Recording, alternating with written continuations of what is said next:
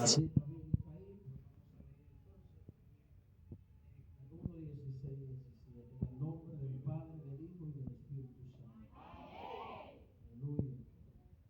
Porque no me avergüenzo del evangelio, porque es poder de Dios para salvación a todo aquel que cree, al judío primeramente y también al griego.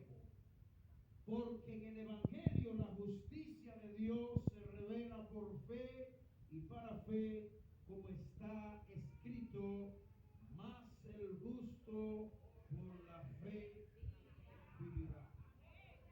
Gracias, Señor, por tu palabra. Se pueden sentar, hermano. ¿Cómo luce una vida impactada por el evangelio? Yo he presenciado a mucha gente cuando está en un proceso de salud donde tienen que dializarlo. Cuando una persona hay que dializarla, muchas veces se desgasta, se pone pálido y se pone en ciertas condiciones que su cuerpo indica que algo no anda bien. Y no sé si a usted le ha pasado lo mismo que a mí. Yo he visto gente ya casi despidiéndose de este mundo, que entran en un proceso de diálisis, y cuando empiezan a suministrarle ciertos medicamentos, esa persona de repente empieza a cambiar. Yo he visto eso en persona. En otra palabra, empieza a lucir de una manera diferente a la que se encontraba.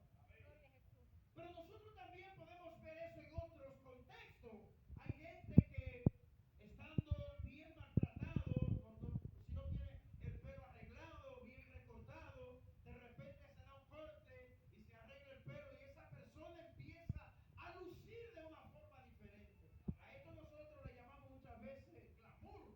Mucha gente, cuando está bien elegante, decimos, pero qué glamour tú tienes, o te ves guapo, etcétera, etcétera. Lo cierto es que hay manera en la que nosotros podemos lucir o representar o tener un perfil de una manera diferente. Nosotros hoy vamos a hablar de algo que cuando llega a la vida de los seres humanos, que cuando llega a un país, cuando llega donde quiera que llega, su impacto es tan grande que hace lucir a todo aquel que lo recibe. Y ese es el evangelio. El evangelio. Pero ¿cómo luce? Eso es lo que queremos centrarnos. ¿Cómo es que luce verdaderamente una vida que ha sido impactada por el evangelio? Hay un pasaje bíblico que a mí me gusta mucho y lo cito mucho, que es 2 de Corintios capítulo 5, está en Cristo, nueva criatura es. Las cosas viejas pasaron, y aquí todas son hechas nuevas. Esto significa que en la vida tuya y en mi vida, tú y yo debemos ser una nueva criatura. Tú y yo debemos lucir ante el mundo de una manera diferente, no la manera en la que nosotros lucíamos en el mundo. Yo no voy a hablar en esta noche de un lucimiento físico, y el evangelio tiene ese impacto también. Hay gente que viene al evangelio de cacarao, hermano, y Dios lo levanta, y cuando la gente lo ve dice, no te conozco, ¿quién tú eres? O sea, tiene su impacto también en la vida física. Pero yo no quiero centrarme en la ropa nueva que Dios me dio después que me convertí, o que se me arregló el cabello, o que ahora estoy más blanco, o que ahora estoy más bonito. No es eso. Yo quiero centrarme más bien en aquel impacto que el evangelio hace en lo interior de la vida de la persona. Usted sabe lo feo que es una gente hablando grosero, y a nadie se le puede acercar, y ofenden a todo el mundo. Eso es no lucir bien. Cuando una persona es amable con su boca, es educado cuando se dirige a los demás con respeto, incluso cuando personas te hieren o te agreden, tú no le respondes con las mismas palabras, porque tú eres una persona que está luciendo por el evangelio. Eso es lo que hace el evangelio en la vida de nosotros, hermano. El evangelio te hace lucir. El evangelio te hace brillar. Pero ¿cómo, pastor? En tu manera de actuar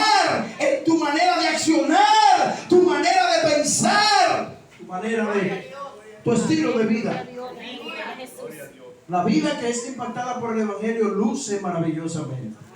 Amén. Hay un reconocido predicador muy prominente, no sé si usted ha escuchado hablar de él, llamado Jerry Bridger. Él murió a la edad de 87 años en el 2016, muy reciente.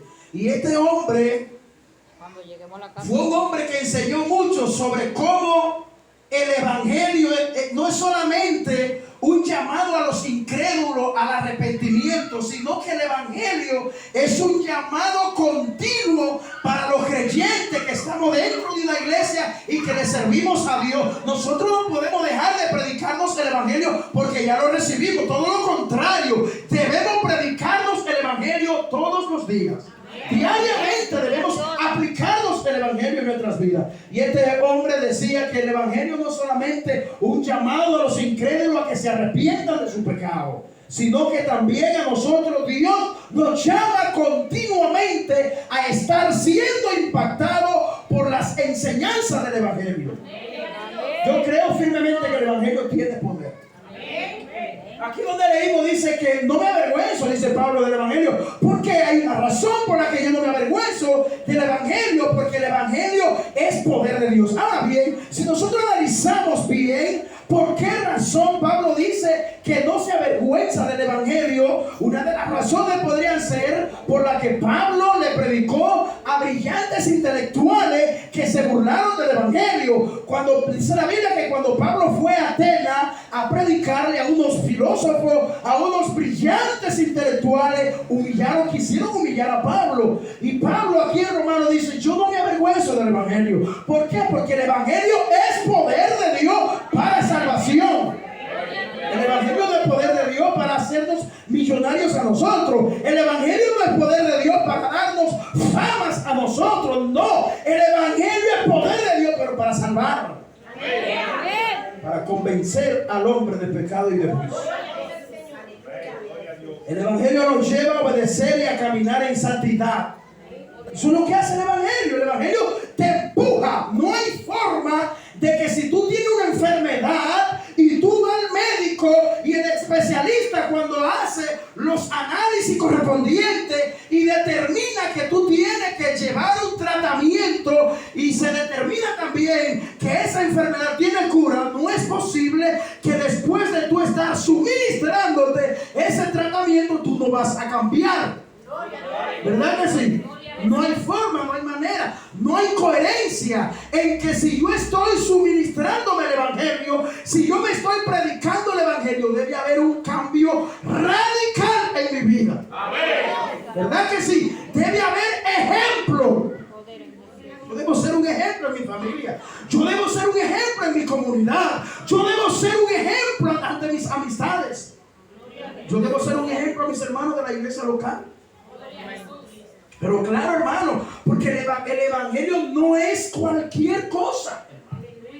Yo creo muchas veces cuando yo veo creyentes que no dan buen testimonio, que no crecen, que no avanzan, yo creo firmemente, sin temor a equivocarme, que el Evangelio no ha hecho efecto en su vida. No hay otra respuesta. El Evangelio no te ha impactado. Donde quiera que el Evangelio ha llegado, ha cambiado a malhechores, ha cambiado a ladrones, ha cambiado a todo tipo de gente, hermano. Porque el Evangelio es poder de Dios. El poder de Dios. Bridger también dice, o entendió, que el poder del Evangelio es el poder de la gracia de Dios para asistirnos en el proceso de esa santificación. Si queremos entender cómo el Evangelio debe impactar en nuestras vidas, entonces debemos estar atentos a lo que el Evangelio promueve y predica. O sea, yo debo estar atento a qué es lo que el Evangelio proclama. Si yo no sé lo que el Evangelio proclama, yo no voy ni siquiera a entender qué es el Evangelio. Entonces usted ve que no se le importa nada porque no sabe lo que es el Evangelio. Ahora, ¿qué proclama el Evangelio? Vamos a ver. ¿Qué proclama el Evangelio? El Evangelio proclama que hay una humillación de parte del Hijo de Dios que se encarnó para morir. Cuando usted comprende estas grandes verdades, no es que tú lo escuchas y lo escuchas como una historia más. No. Fue que el Hijo de Dios se humilló y se encarnó para morir por nosotros. Si nosotros pudiéramos ilustrar lo que yo estoy diciendo de una forma que usted y yo lo podamos entender, como Jesús cuando utilizaba sus parábolas para enseñar, si pudiéramos ilustrarlo de esta manera para nosotros poder entender bien, es como alguien que sea un gran multimillonario. Pongamos el ejemplo, el dueño de la plataforma más usada, Facebook, o una de las más usadas, que de repente diga: yo decido quedarme sin un peso, entrego esta plataforma porque quiero ser una persona sencilla y humilde. ¿Usted cree que es fácil? Aleluya.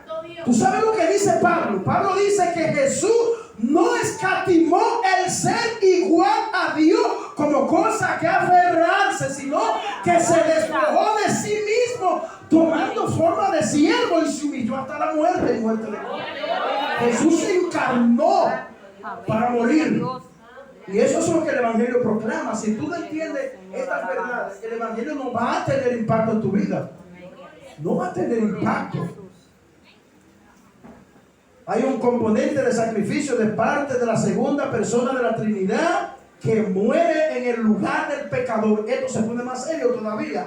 Él murió y murió en nuestro lugar, significando esto que el que merecía ser clavado en la cruz, ir directo al infierno eterno, era yo y era tú. ¿Alguien aquí está consciente de eso? ¿Alguien aquí sabe que justamente se merecía el infierno? ¿Y que Dios no es injusto en hacer eso? Todos somos pecadores, hermano. Entonces, esto es lo que el Evangelio proclama. Si yo no entiendo estas verdades, el Evangelio no va a hacer ningún impacto en mi vida. Amén. Hay una sobredosis de gracia llamada gracia sobre gracia. Escuche bien.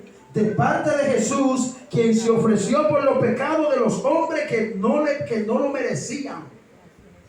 A nosotros nos cubre una gracia, oigan lo que gracia sobre gracia. Pero sin merecer, ¿no?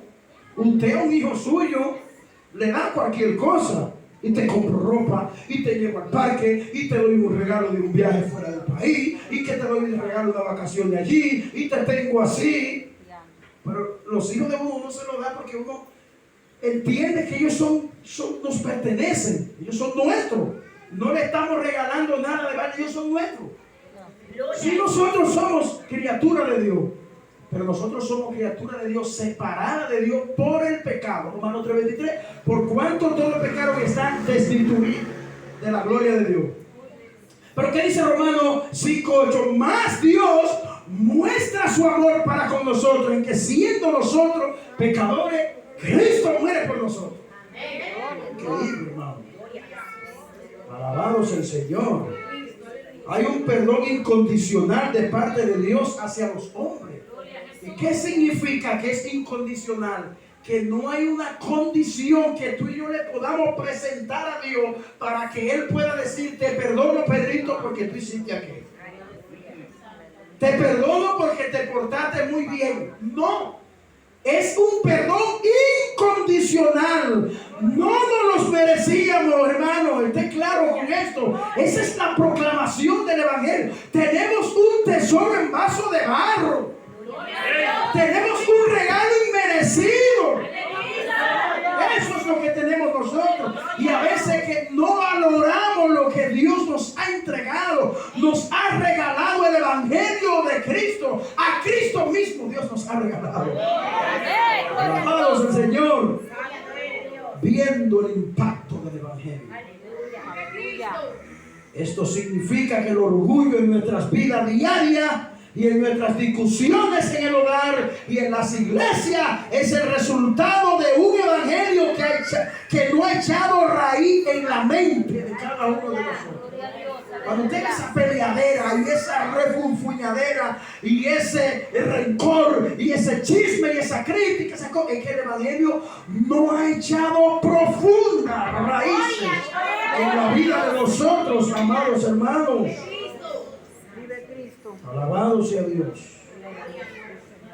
Pero tales raíces que no son tan profundas como para llegar a nuestros corazones. Nuestras luchas por ser el primero, por ser lo máximo, por ser el mejor, por tener la razón, no reflejan el impacto del evangelio en nuestras vidas. Hay momentos que usted tiene que hacer así, mire, usted tiene la razón. Sí, hermano. Gloria a Dios. Hay momentos que usted tiene que ceder. Hay momentos que usted tiene, mire, que callar, soportar. Si en verdad el evangelio ha hecho raíces en tu vida, tú eres un candidato. Poderoso Jesús. Que la gente va a ver la gloria de Dios en tu vida. Amén. Gloria a Dios. Alabado sea Dios. Un hombre cultivado por el evangelio es manso, humilde, no polémico ni argumentativo. Ay, que yo lo sé todo. Y vivo argumentando, me vivo defendiendo. No. El hombre que es impactado por el evangelio es un hombre sencillo, es un hombre humilde, manso como paloma, astuto como serpiente, claro. Pero ese es un hombre que ha entendido la humillación de Jesucristo. Oiga bien, si yo entiendo la humillación de mi Señor, que Él se humilló hasta los sumos. ¿Usted sabe lo que significaba para el tiempo de Jesús que moría en una cruz? En la cruz crucificaban a los ladrones. Oiga bien, crucificaban a los malhechores, a las lacras de la sociedad. Sí, pena de muy baja estima era la muerte de morir en una cruz. Por eso Pablo dice, si humilló hasta los sumos, y añade, y muerte de cruz. ¿Por qué ese detalle? ¿Por qué Pablo añade y dice, y muerte de cruz? Hay un detalle importante en el morir en una cruz. Era una baja, era un ratrero en pocas palabras. Delincuente. Jesús fue catalogado como un delincuente sin serlo, como un ladrón, un blasfemo. Cuando se reunió el grupo de escribas y fariseos, crucifíquenlo, suelten a Barrabás, crucifiquen a Jesús, es el ladrón. No lo queremos aquí. Blasfema contra Dios. ¿Usted está entendiendo, hermano? Si usted comprende la humillación del Señor, usted dice, pero venga acá. El apóstol Pedro, citando al profeta Isaías, dice que enmudeció y no abrió su boca. En ningún momento cayó. Fue prudente, fue manso. Aleluya. Es un pacificador. Y como consecuencia es un bienaventurado. ¿Quiere ser una bienaventurada, un bienaventurado? Deje que el evangelio te impacte, que te gobierne, que gobierne tus emociones, que gobierne tu ímpetu, que gobierne tu ira, que gobierne todo tu ser. Si deja que el evangelio penetre en tu vida, tú cuando te des cuenta que alguien te habló mal de ti, te va a dar pena y tú vas a decir, ay Señor, mira que fulano habló de mí, yo me di cuenta, perdónalo. Mire hasta dónde llega el gran impacto del verdadero evangelio en el corazón de la persona. Se ve a sí mismo un mérito alguno y nunca como superior a otro. Más bien se considera como el peor de los pecadores y aún después de su conversión. Me convertí a Cristo, soy cristiano. Pero yo no tengo nada de que estar gloriándome, sino que yo entiendo que simplemente la gracia de Dios me alcanzó. Gloria a Dios. Luchando contra el pecado. Alabado sea Dios. El perdón del incrédulo requiere varias cosas que son muy importantes. Número uno, requiere de la gracia de Dios. Le dije al principio que nadie ha tenido que hacer nada para merecer el perdón de Dios. Es por gracia, dice el apóstol Pablo en la carta a los Efesios, capítulo 2, verso 8, me parece que verso 9. Por gracia soy salvo. Número 2, la conversión y el arrepentimiento de pecado de parte del pecador. O sea, el pecador debe responder en arrepentimiento y en fe. Número 3, el perdón de Dios otorgado al pecador por los méritos de Cristo. No son nuestros méritos, son los méritos de Él. Ahora, cuando usted hace un trabajo, que usted se faja bien fajado, se faja bien fajado, y a usted le pagan, a usted no le están regalando un peso, a usted le están pagando. Pero cuando a ti te perdonan tus pecados, y que tú bien contento entra la gracia de Dios, tú no diste nada hace 2000 años, 2000 y pico de años, hace que por nosotros se pagó nuestra deuda. Alabado sea el Señor. Fe en ese Cristo como Redentor. Una desconfianza en las obras humanas para obtener el perdón de su pecado. Yo desconfío en mis propias obras, en mi pureza. ¿Qué dice Isaías? Que nuestra justicia delante de Dios viene a ser como trapo de inmundicia. O sea, toda la cosa buena que yo hago, si yo la pongo delante del Santo de Israel, delante de Él son como trapo de inmundicia. ¿Usted entendió? Lo más que nosotros podemos hacer es caminar cada día humillado, todos los días dándole gracias a Dios por lo que ha hecho por nosotros, por regalarnos el Evangelio, un regalo maravilloso, un tesoro escondido para muchas personas. Amén. Así es como llegamos a la vida de Cristo. Pero ¿qué ocurre luego de la conversión? Luego del nuevo nacimiento, quedan en nosotros pecados que los teólogos le llaman pecados remanentes. ¿Qué significa esto, pastor? Bueno, los pecados remanentes son con los pecados que tú y yo luchamos todos los días. Pues los malos pensamientos, los apetitos que nos inclinamos muchas veces a fuerza rara que nos empuja al pecado, en ese mundo secreto que nosotros tenemos, donde somos tentados con luchas terribles, hermano, y no se lo decimos a nadie. Batallamos con cosas, con el orgullo, con la envidia, con todas esas barbaridades. Eso se llama pecado remanente. Ya tú has sido renovado, has sido perdonado, Dios te perdonó, Dios te renovó, pero sigue batallando. Pastor, ¿y cómo así? Ya yo soy evangélico. Bueno, pero Romanos capítulo 7, versículo 24 y versículo 25 dice Pablo: ¡ay de mí!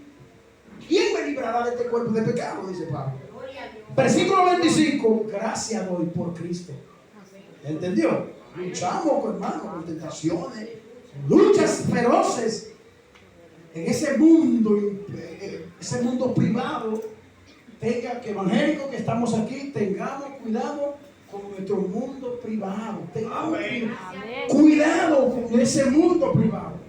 Brindámosle cuenta a nuestros líderes. Acerquémonos a nuestros líderes. Pidámosle la oración cuando estemos atravesando por debilidades. No son nuestros líderes, es el poder del evangelio.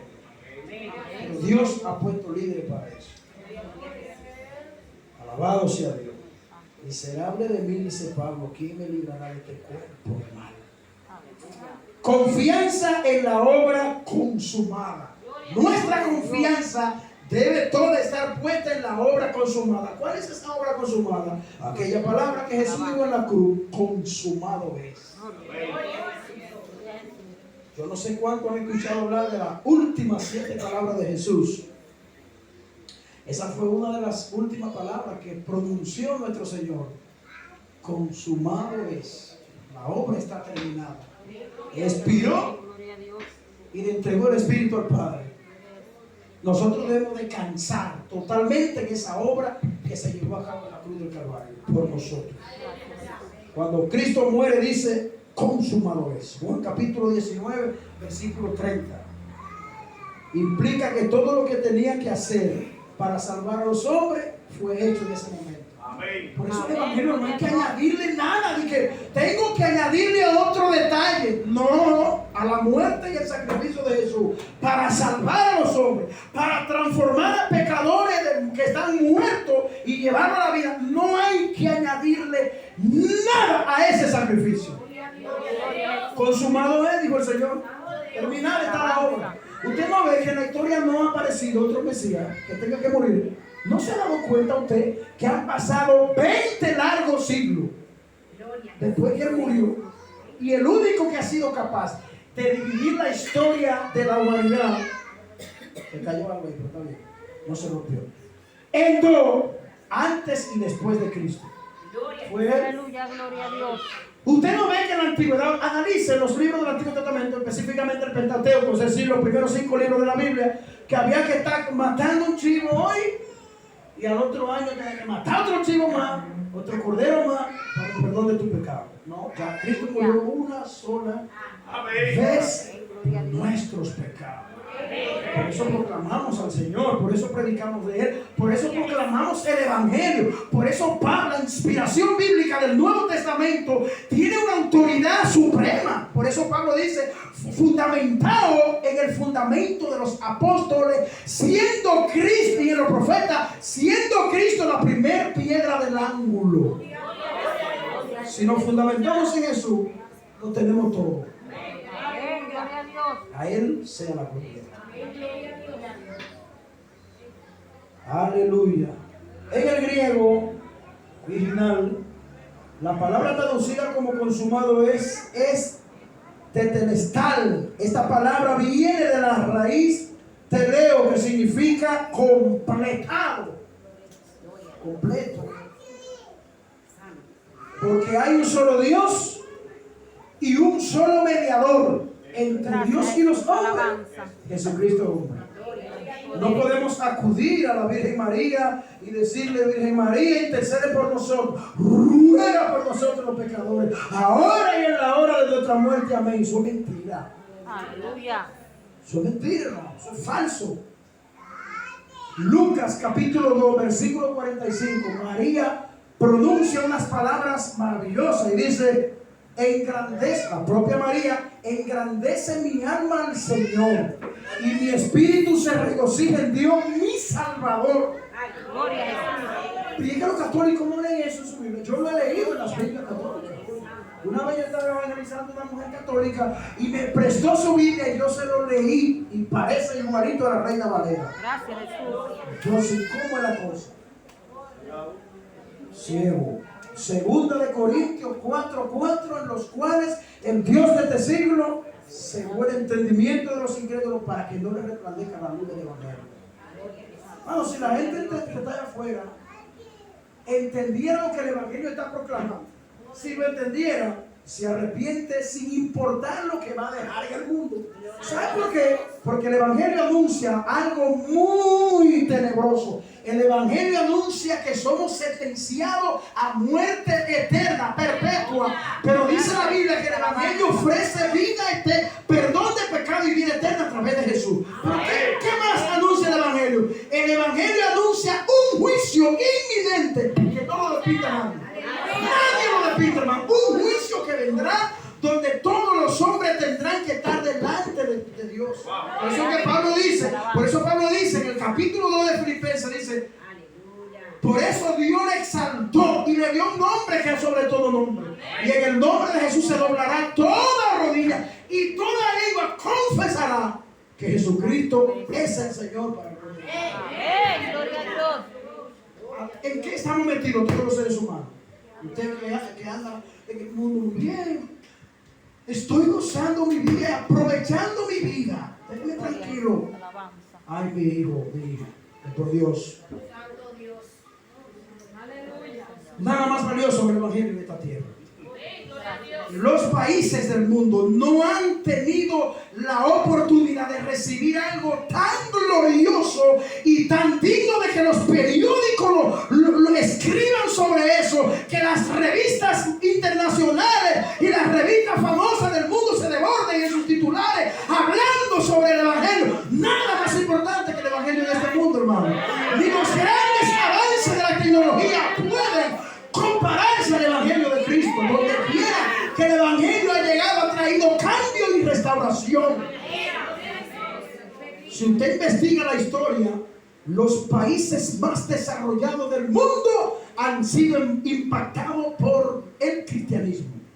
Inglaterra, Estados Unidos, todos los países que antes, Alemania, Londres, todos los países que han tenido grandes avances. Analiza la historia, específicamente la de los grandes reformadores del siglo XVI.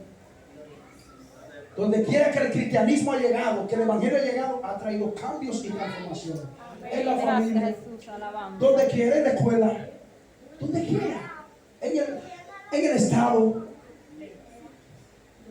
El evangelio es poder de Dios, hermano. Que yo no tenemos cualquier cosa en la mano. No juegue con el evangelio. Abrácese del evangelio. Enamórese del evangelio. Para que usted pueda lucir por una vida que ha sido impactada por el evangelio. Gracias, Jesús. Alabado sea Dios. Alabanza. Los sacerdotes del Antiguo Testamento, ellos entraban una vez al año al lugar santísimo. Y tenían que estar haciendo un esfuerzo extraordinario para perdón de los pecados de la gente. Cristo vino, yo voy a resolver esto una vez y para siempre. Alabado sea Dios. Gracias. Gloria a Dios. Yo quiero concluir con esto. Tus pecados fueron perdonados en la cruz. El día en que Cristo murió. No solo tus pecados pasados y presentes, sino también tú los futuros. Por tanto, cuando un cristiano peca, debe volver a Dios para que Él perdone sus pecados nuevamente, no para salvación, sino para renovación de su relación con Él. Gracias. Alguien podría encontrar esto muy extraño. Primera de Juan, capítulo 2, versículo 1 dice: hijito, estas cosas os escribo para que no pequéis. Pero si alguno pecare, abogado tenemos para con el Padre, a Jesucristo el justo. Amén. Gloria a Dios, Señor. ¿Entendió eso? Abogado tenemos para con el Padre, a Jesucristo el justo. Esta acción de volver a Dios en arrepentimiento cuando fallamos en parte de nuestra santificación es evidente en toda persona que ha sido impactada por el Evangelio. Dicho de otra manera, una vida que ha sido impactada por el Evangelio es una vida que confía en la obra consumada de Cristo en la cruz del Calvario. Amén. Si no fuera así, nadie pudiera ser cristiano. Gracias, Jesús. Alabanza. Usted sabe la lucha que tenemos los creyentes en este mundo. Pero vamos a la cruz continuamente.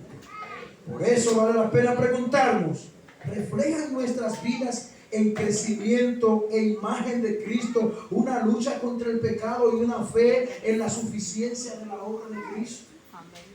¿Refleja tu vida un cambio continuo? Lo que yo fui en el 2020, ya no puedo seguir siendo en el 21 y el 22. Yo debo ir creciendo en la gracia de Dios continuamente. Mi vida está reflejando un deseo ardiente por serle fiel a Dios. Yo lucho cuando el pecado me agotiga y yo por dentro gimo y yo digo: Dios, ayúdame. Si tú no eres así, hay problema, porque tú tienes que gemir. Cuando tú gimes y tú dices: Señor, ayúdame, clamas a Dios, hay una señal de vida. Ahí colocan un ataúd con un cadáver, le prenden en candela y de ahí no va a suceder nada. Pero que metan a Eliezer ahí vivo, y que le echen un chin de gasolina en los pies y que le prendan un fuego para que usted vea cómo usted va a salir corriendo. Aleluya. ¿Por qué? Porque está vivo. Cuando los creyentes pecan, acuden a Dios porque están vivos. Gloria a Jesús. Cuando los impíos pecan, ellos no dan mente a nada porque están muertos. ¿Entendió? Aleluya. Amén. Están muertos en sus delitos y pecados. Dios te bendiga. Amén. Dios te guarde. Amén. Hemos terminado. Padre, gracias por la